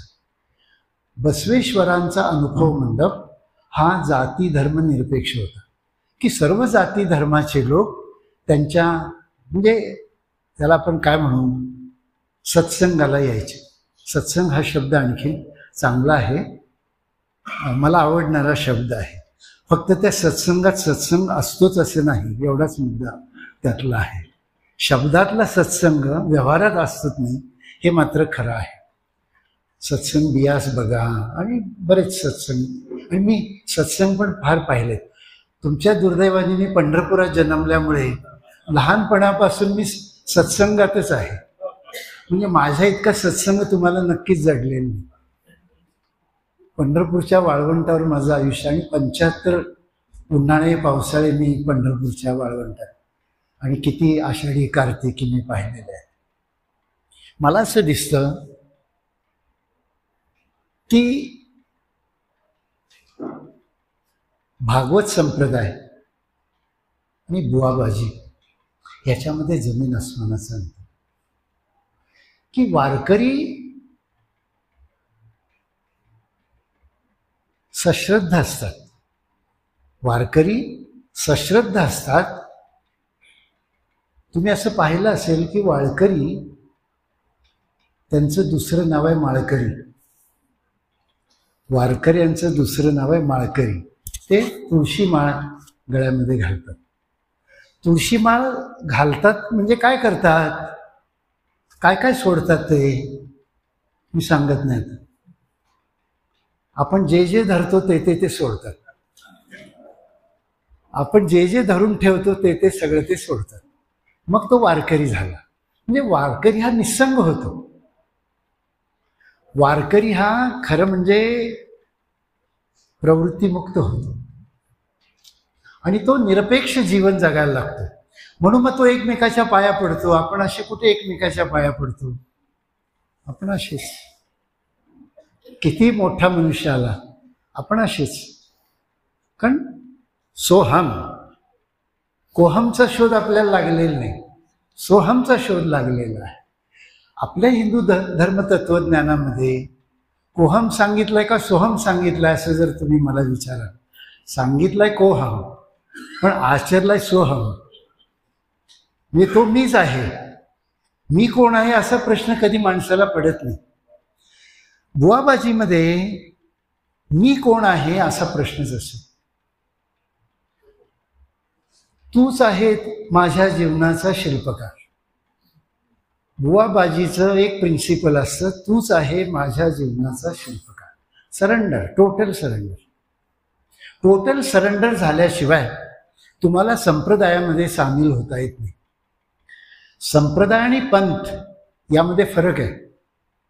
संप्रदायामध्ये का असा प्रश्न विचारता येत नाही, पंथामध्ये विचारता येत. बुवाला प्रश्न नाही विचारता येत, संतांना प्रश्न विचारता येत. तुमच्या असं लक्षात येईल की आपले सगळे जीवन व्यवहार या प्रश्न विचारणे, प्रश्न करणे आणि निष्प्रश्न असणे या मानवी अवस्थेतून निर्माण झालेले आहे. जी माणसं स्वतःला प्रश्न विचारतात ती बुद्धी प्रामाण्यवादी असतात. ज्यांचे प्रश्न बंद होतात ते सांप्रदायिक होतात. त्यामुळे तुमच्या असं लक्षात येईल की वर्तमानात प्रश्न नाही विचारलेले चालत. जैविक आहे का अजैविक आहे असं नाही विचारता येत. आपल्याला मान्यच करावं लागतं. ही जी एक व्यवस्था वर्तमान, आणि ती भारतात नाही आहे मित्रांनो. ट्रम्पला नाही विचारता येत असं का तू वागतो, जर्मनीमध्ये नाही विचारता येत असं का वागतात ते, इंग्लंडमध्ये नाही विचारता येत असं का वागतात.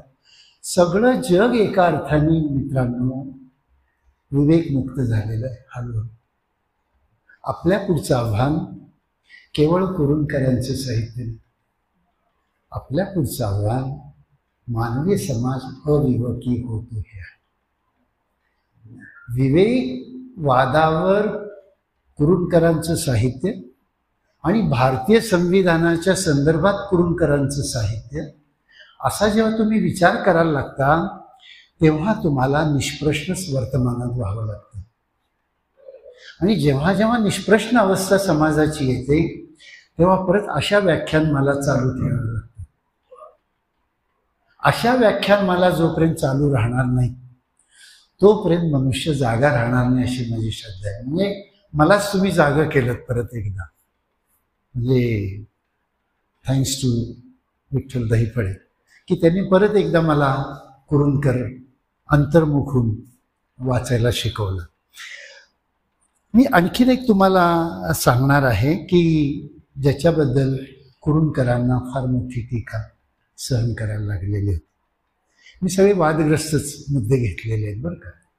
हेतुतः कुरूंकर ज्या ज्या लेखांच्यामुळे वादग्रस्त झाले ते मुद्दे विवेकाच्या कसोटीवर सांगण्याचा प्रयत्न माझा आहे.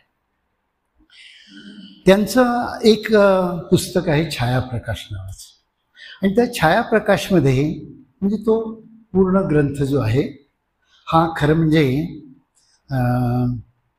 पॉलिटिकल थिसिस आहे कुरूंकरांचं. माझ्या दृष्टीने तो कुरूंकरांचा राजकीय प्रबंध आहे. छायाप्रकाश हा कुरूंकरांचा राजकीय प्रबंध आहे.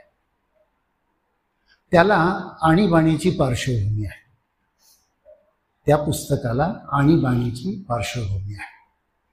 कुरूंकरांनी कधी कधी कुरूंकर, तर्कतीर्थ, सुधारकर, आगरकर यांची तुम्ही लेख शीर्षक कधी पाहायला लागा. नुसत्या लेख शीर्षकांचा अभ्यास केला तरी तुमच्या असं लक्षात येईल की हेतुतः कधी कधी ते मिथकांच्याकडे जातात. हेतुतः ते मिथकांच्याकडे जातात. एक व्याख्यान त्यांना द्यायचं होतं आणि त्याचं शीर्षक त्यांनी इमर्जन्सीमध्ये इसाप नीती असं ठेवलेलं होतं.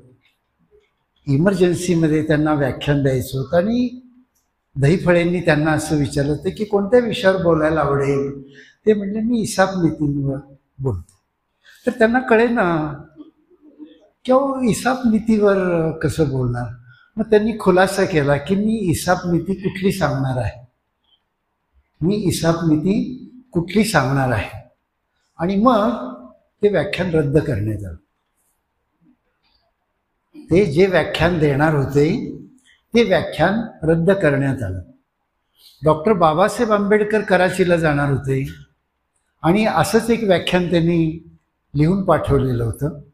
जात पात तोडक मंडळ ज्यातून निर्माण झालं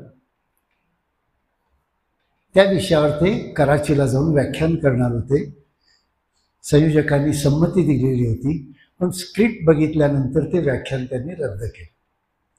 तसं इसाप नीती नावाच्या विषयात ते काय बोलणार आहेत हे संयोजकांना जेव्हा लक्षात आलं त्यांनी ते व्याख्यान रद्द केलं. इमर्जन्सीचा काळ होता. त्यांना आ बैल मुझे मार वगैरे असं काही करून घ्यायचं नव्हतं. त्यांना स्वतःला मिशा लावून घ्यायचा नव्हता. त्यांना जेलमध्ये जायचं नव्हतं. म्हणून त्यांनी ते व्याख्यान रद्द केलं. गुरुजींनी त्या व्याख्यानाच्या अनुषंगाने सविस्तर त्यांना त्या निमित्ताने काय काय वाटलं ते विस्ताराने लिहिलेलं आहे. आणि ती पॉलिटिकल ॲनॉलॉजी आहे त्यांची की त्याच्यामध्ये इसाप नीतीमध्ये काय काय आहे.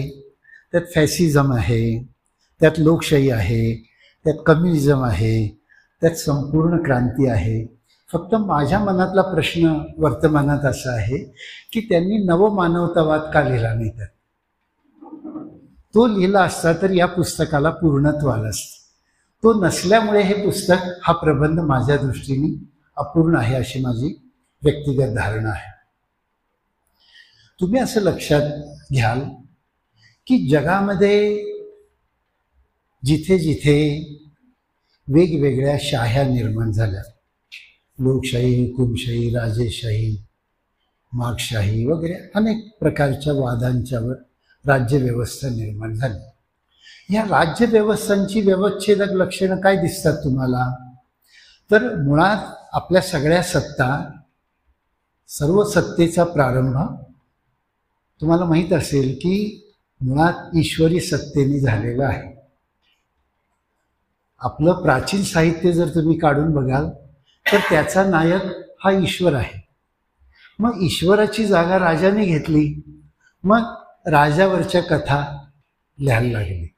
एक राजा होता, त्याला 2 राण्या होत्या. तोपर्यंत राजाला राण्या नव्हत्या. तो सत्ताधारी झाला आणि त्याला राण्या झाल्या. तोपर्यंत राणीच होती त्याची. असं सत्तेचा विकास जो आहे, power corrupts and absolute power corrupt absolutely, हे जे तत्व आहे ॲनिमल फार्मचं, ते तुम्हाला असं पाहता येत. ॲनिमल फार्म दुसरं तिसरं काही नसून ती इंग्लिश हिसाबनीतीच आहे. मला जर विचाराल तर जॉर्ज ऑरवेलनी ॲनिमल फार्म नावाची जी कादंबरी लिहिली, सटायर, हिसाबनीती हे इंडियन सटायर आहे, दुसरं काहीच नाही.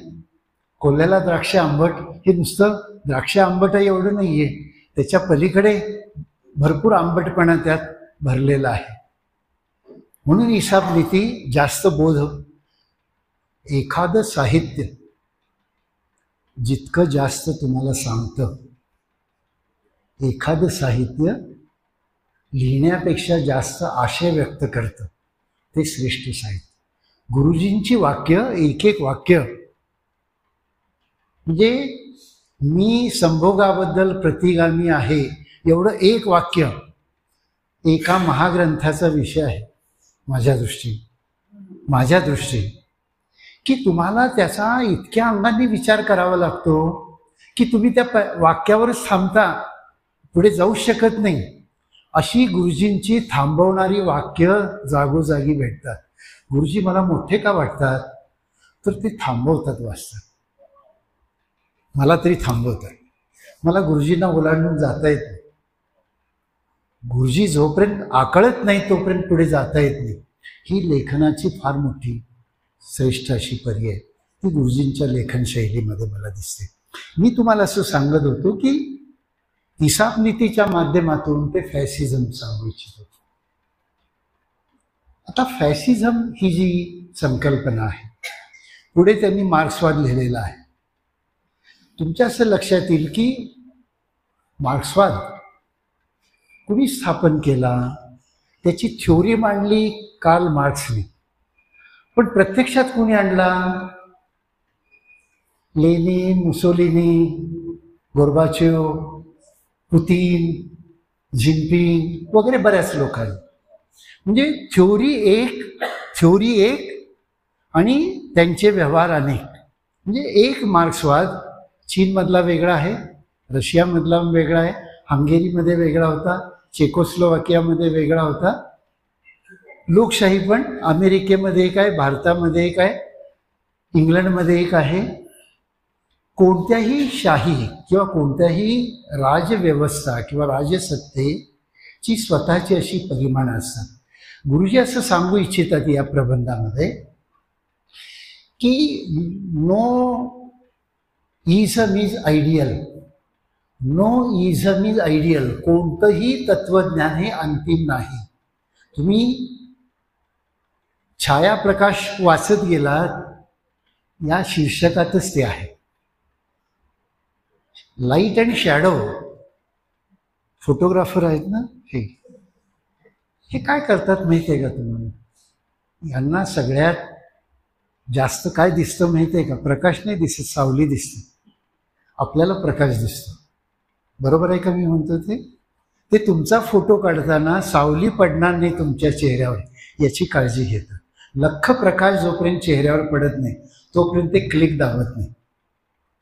आणि लख्ख प्रकाश ही सगळ्यात खोटी गोष्ट असते की ज्यामध्ये मूळ चेहरा कधीच माणसाचा दिसतो. लाईट अँड शॅडोमध्ये जो चेहरा दिसतो, अर्धा चेहरा सावलीचा आणि अर्धा चेहरा लाईटचा, तो माणसाचा खरा चेहरा. अर्ध नारी नटेश्वर हे माणसाचं खरं रूप आहे. माणूस पूर्ण पुरुष आहे का अर्धा स्त्री आहे? स्त्री पूर्ण स्त्री आहे का अर्धी पुरुष आहे? यातच त्याचं उत्तर आहे, कारण ती जैविक संकल्पना आहे. गुरुजी असं सांगू इच्छितात विशेषतः मार्क्सवादाबद्दल की मार्क्सवाद जगामध्ये आला तो कुणी आणला? तर तो मार्क्सनी थ्योरी मांडली, पण जगामध्ये साधारणपणे 1917 ते साधारणपणे 1936 पर्यंत चा काळ, पहिल्या आणि दुसऱ्या महायुद्धाचा काळ हा मार्क्सवादाच्या विकासाचा काळ आहे. आणि त्यानंतर सत्ता स्थापनेचा काळ दिसेल. मार्क्सवादाच्या आधारावर ज्या सत्ता स्थापन झाल्या, ज्यांचा विकास झाला, ते नंतरच्या काळात आहे. ज्यांनी ज्यांनी मार्क्सवादाच्या वरची राज्य निर्माण केली, म्हणजे ज्यांनी कम्युनिस्ट पक्ष स्थापन केला, त्या अनेक लोकांच्या मधले एक व्यक्ती भारतीय होती. ते होते डॉक्टर मानवेंद्रनाथ रॉय, की ज्यांनी 8 देशांमध्ये कम्युनिस्ट पक्षाची स्थापनाच केली नाही, तर तिथे रिव्होल्युशन पण केली. मुळात डॉक्टर मानवेंद्र रॉय हे भारतातून विदेशात गेले.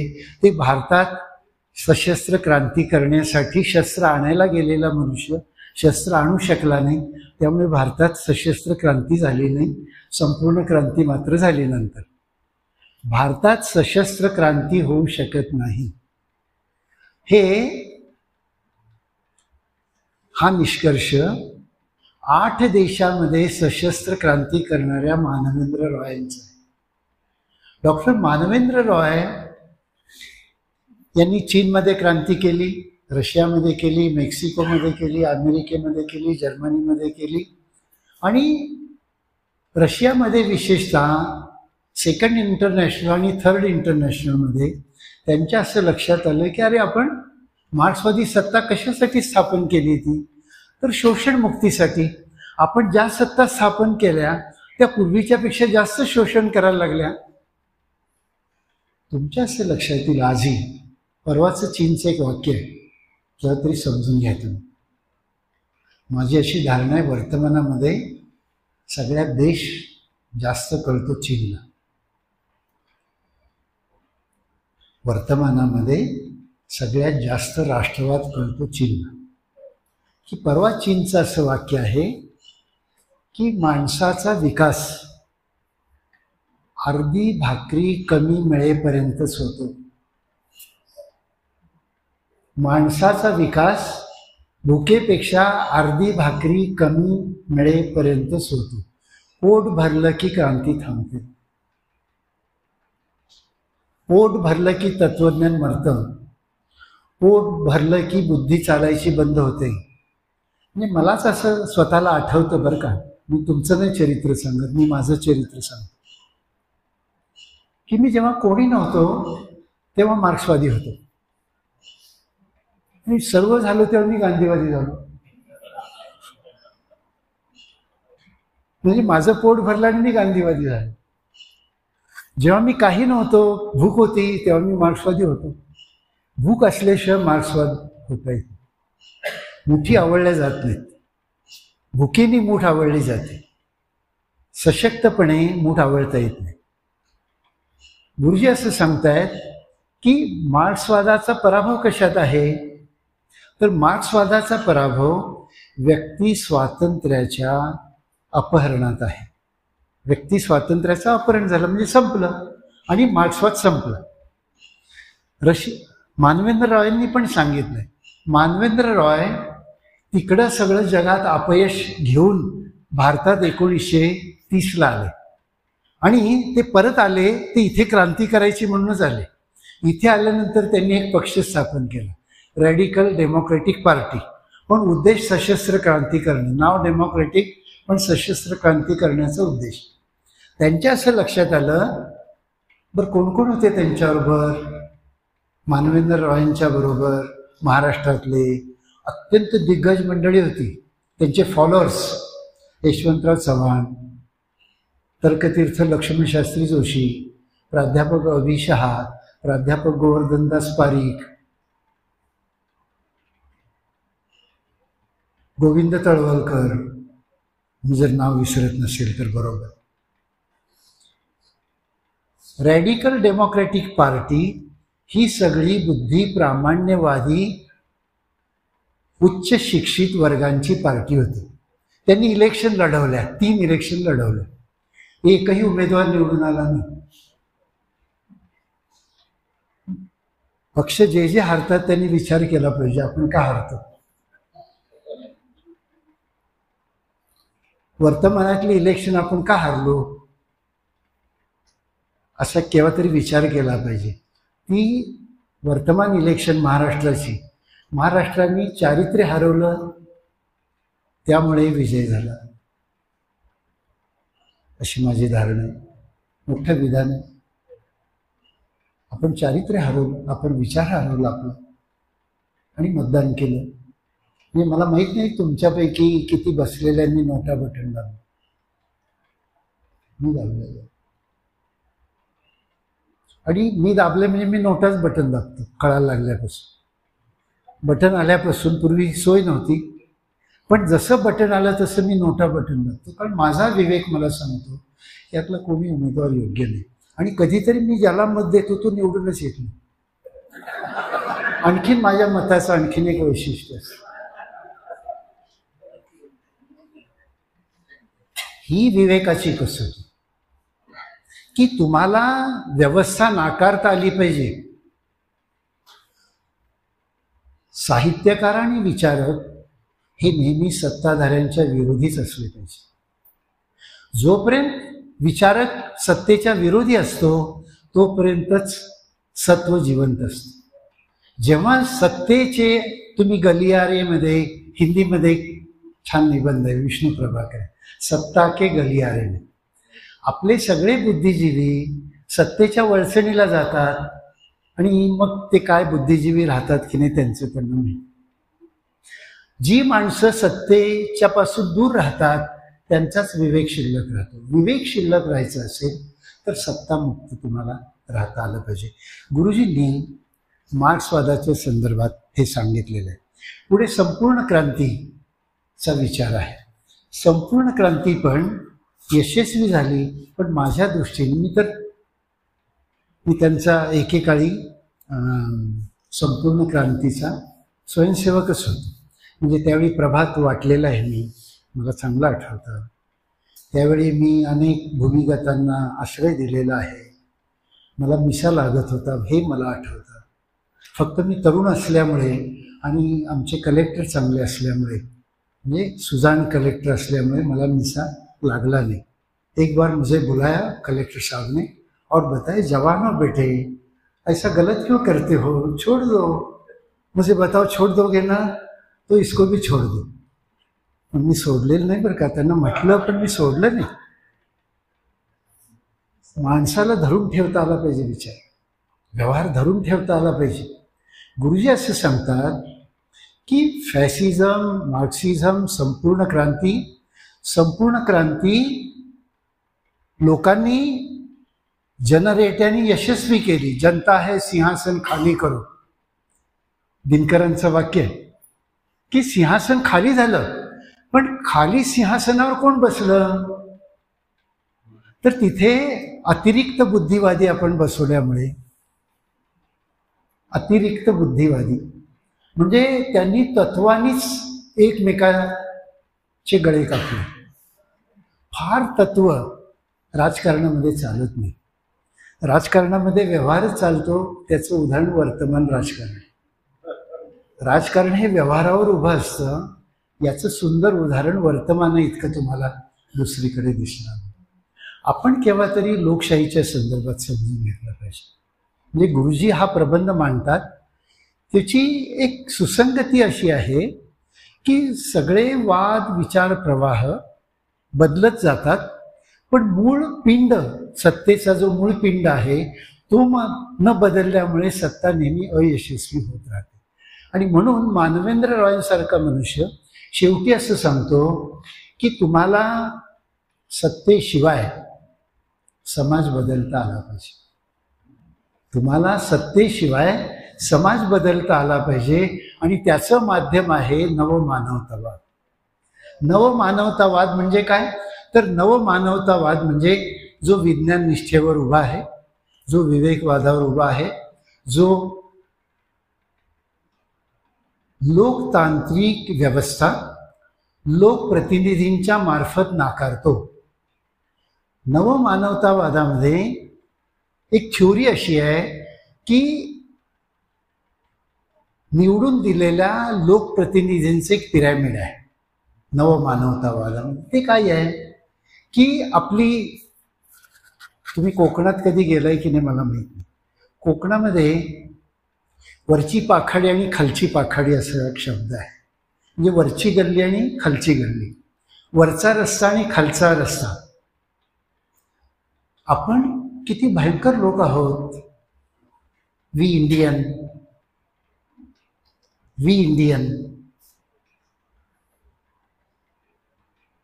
कोकणामध्ये वरच्या रस्त्याने म्हणजे वरच्या पाखाडीने फक्त सवर्णांनी चालायचं असतं, खालच्या पाखाडीने अवर्णांनी चालायचं असतं.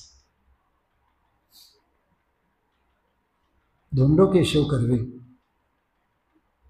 यांनी विधवेशी लग्न केलं म्हणून त्यांना मुरुड गावामध्ये वरच्या पाखाडीवर चालायला बंदी करण्यात आली होती.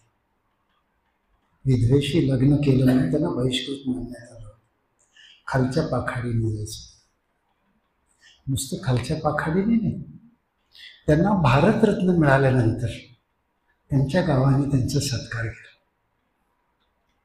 भारतरत्न मिळाल्याबद्दल तुम्हाला मित्रांनो खरं वाटणार नाही, पण हा वास्तव इतिहास आहे आपल्या भारताचा, की त्या भारतरत्न सत्काराला अध्यक्ष नव्हता. त्या भारतरत्न सत्काराला अध्यक्ष नव्हता. अध्यक्ष म्हणून टेबलावर एक सुपारी ठेवण्यात आली होती. अध्यक्ष म्हणून टेबलावर एक सुपारी ठेवण्यात आली. मित्रांनो, केव्हा तरी आपण विवेक कशाशी खातात, परिवर्तन नावाची गोष्ट काय आहे हे केव्हा तरी आपण समजून घेतलं पाहिजे. त्या माणसाला काय वेदना झाल्या असतील की ज्या दिवशी माझ्याच अंगणामध्ये माझ्या सत्काराला अध्यक्ष नाही, सुपारी ठेवलेली आहे आणि सत्कार गाव करतं. सत्कार करू नये ना. अशापेक्षा बोलून असा अपमान आपणच करू शकतो. आपण केव्हा तरी आपली विवेकशीलता एकदा नव्या संदर्भात घासून तपासून परत ब्रशअप केली पाहिजे, लखलखीत केली पाहिजे. वर्तमान व्यवहारामध्ये तुम्ही जेव्हा घटनेच्या 6 मूल्यांच्या आधारे गुरुजींच्या साहित्याचा विचार करता, तेव्हा त्याचा दुसरा अर्थ मित्रांनो मला असा वाटतो की तुम्ही परत एकदा त्या 6 मूल्यांचं पुनरुज्जीवन करू इच्छिता. असा आहे का नाही अर्थ? आणि असा नसेल तर या व्याख्यानमालेला काही अर्थ नाही. आपण आपल्या भारतीय समाजामध्ये ही 6 मूल्य आपला जीवन व्यवहार बनवला पाहिजे. म्हणजे साध्या साध्या गोष्टी आहेत. आज आपण 8 मार्चला बोलतो आहोत ना, की अजून आपल्याकडे स्त्री आपली मैत्रीण का होत नाही? ती बायकोच का राहते? ती प्रेयसीच का राहते? ती खांद्याला खांदा लावून का मिळवत नाही? समता हे जर आपलं मूल्य आहे, स्वातंत्र्य हे जर आपलं मूल्य आहे, तर स्त्रीचा विकास का नाही? स्त्रीचा विकास तुम्ही त्यांच्या वरवरच्या पोशाख बदलाकडून पाहू नका. मी माझ्या कॉलेजचं उदाहरण सांगतो. मला हे सांगताना वाईट पण वाटतं. माझ्या महाविद्यालयामध्ये डिपार्टमेंट ऑफ इकॉनॉमिक्सच्या प्रमुख बाई होत्या. डिपार्टमेंट ऑफ इकॉनॉमिक्स, पगार 1 लाख रुपये त्यावेळी. नवऱ्याकडून रोज रिक्षापुरते पैसे घेऊन यायचे.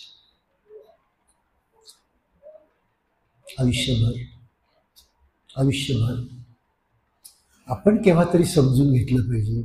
त्यांनी कोणतीही पब्लिक कॉन्ट्रीब्युशन आयुष्यभर दिली नाही, कारण नवऱ्याची परवानगी नव्हती.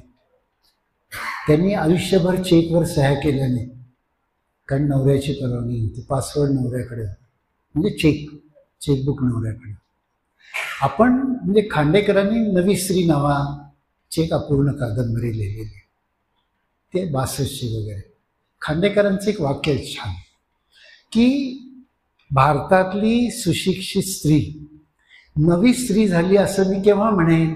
तिला 144 कलमाचा अर्थ कळेल तेव्हा, तिला 144 कलमा म्हणजे संचारबंदी काय हे जेव्हा तिला कळेल, म्हणजे तिला तिच्या हक्कांची जाणीव जेव्हा होईल, तिला जेव्हा कायदा कळायला लागेल, तेव्हा ती नवी स्त्री झाली असं मी म्हणतो. वर्तमानामध्ये जेव्हा ह्या 6 मूल्यांचा आपण विचार करतो, गुरुजींचं सगळं साहित्य हे स्वातंत्र्य, समता, बंधुता, धर्मनिरपेक्षता, लोकशाही आणि समाजवाद या मूल्यांवर उभा आहे. कारण यातलं प्रत्येक मूल्य हा विवेकवादाचा अंगभूत भाग आहे. त्याशिवाय विवेकवाद निर्माणच होत नाही. यातलं एक मूल्य काढून टाका मित्रांनो, विवेकवाद शून्य. म्हणजे तुम्हाला मी समृद्धी देतो पण स्वातंत्र्य देणार नाही. मी तुम्हाला समृद्धी देतो पण स्वातंत्र्य देणार नाही. त्या समृद्धीचा अर्थ काय? मी तुम्हाला बंधुता देतो पण मताचं मूल्य देणार नाही. काय अर्थ त्याचा? मी तुम्हाला मताधिकार देतो पण मत मी ज्याला सांगेल त्यालाच देण्याची परिस्थिती निर्माण करतो.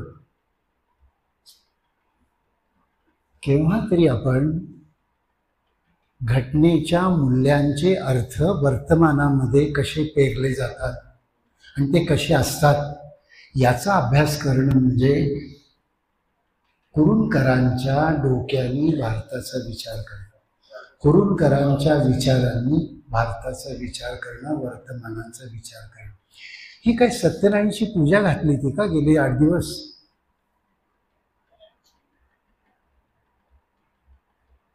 हे काय पारायण होतं का? हे जर पारायण व्हायचं नसेल तर तुम्ही स्वतःला प्रश्न विचारायला शिकले पाहिजे. माणूस जेव्हा स्वतःला प्रश्न विचारायला लागतो मित्रांनो, तेव्हा कुरूंकरांचा अंश तुमच्यामध्ये आला असं मी मानून त्याची सुरुवात व्हावी असं संपूर्ण.